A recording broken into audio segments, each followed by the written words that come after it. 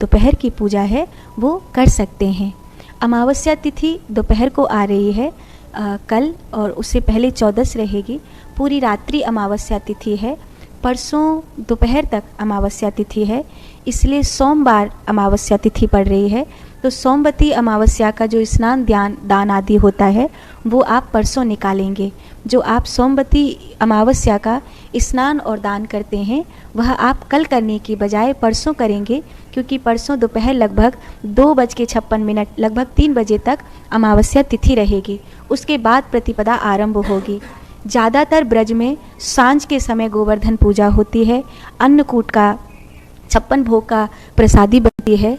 तो सांझ को जो 56 भोग की प्रसादी करते हैं, गैया के गोबर से गोवर्धन जी बनाते हैं, पूजा करते हैं, वह परसों करेंगे सोमवार के दिन। और जो सुबह की कढ़ी चावल लोग बनाते हैं, जो कच्चा भोजन बनाते हैं, वो परसों नहीं बनाएंगे, क्योंकि परसों सुबह में अमावस्या रहेगी दोपहर 3 बजे तक, और अमावस्या में कच्चा भोजन कढ़ी भात आदि नहीं बनाया जाता है। इसीलिए वो परसों मंगलवार के दिन होगा।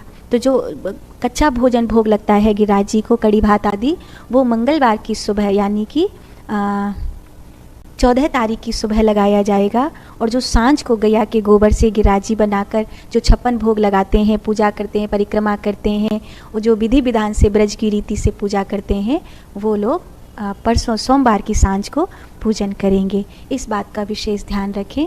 और सुबह है, उठाते शाम को है, तो इस बार शाम को बनाकर मिठाई का भोग लगाकर रात में उठा सकते हैं। इस बार आप अमावस्या पूरी होने के बाद गोवर्धन जी बनाइए, उनकी सांझ को पूजा करिए और उनको रात्रि में रहने दीजिए। अगले दिन 14 तारीख को सुबह की पूजा करके फिर उनको उठाइएगा। साधु।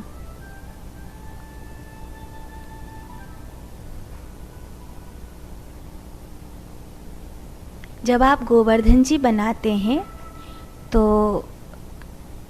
वैसे तो उसकी ब्रज में नियमावली है।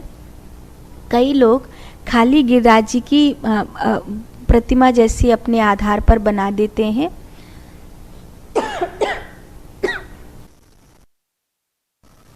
उनकी पूजा करते हैं।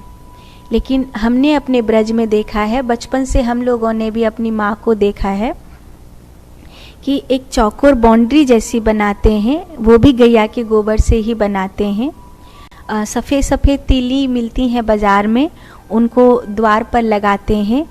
2 ग्वाले खड़े करते हैं, छोटी छोटी लड़ामनी बनाते हैं, वहाँ पर गैयाएँ इकट्ठी करते हैं। अच्छा, वहाँ पर 2 सुअर भी बनाते हैं और ग्वालिनें बनाते हैं जो दूध चला रही हैं, उनकी हड़ियाँ बनाते हैं। सब कुछ गैया के गोबर से ही बनाते हैं। गिरिराज जी जब कभी आप बनाओ तो रुई के फोए में काला टिपका लगाकर उनकी आँख जरूर बनाओ और उनकी टूणी जरूर बनाओ, और उस टूणी में गोल गड्ढा करके इतनी जगह करो कि जो आप भोग लगा रहे हैं वो उनकी टूणी में, जैसे दूध, दही, खील, बतासे जो भी आप डाल रहे हैं वो उनकी टूणी में स्टोर हो जाए।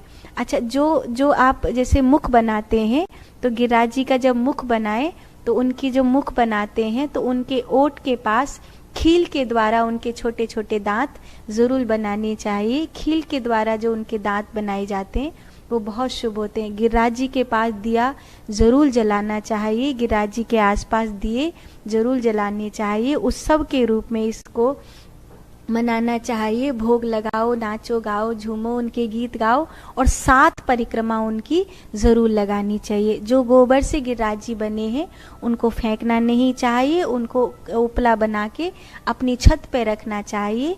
वही उपले होली में जलाए जाते हैं। साधु। आप सबके लिए ये दीपावली शुभ हो, कल्याणकारक हो, आप सबके जीवन में खुशियाँ लाने वाली हो।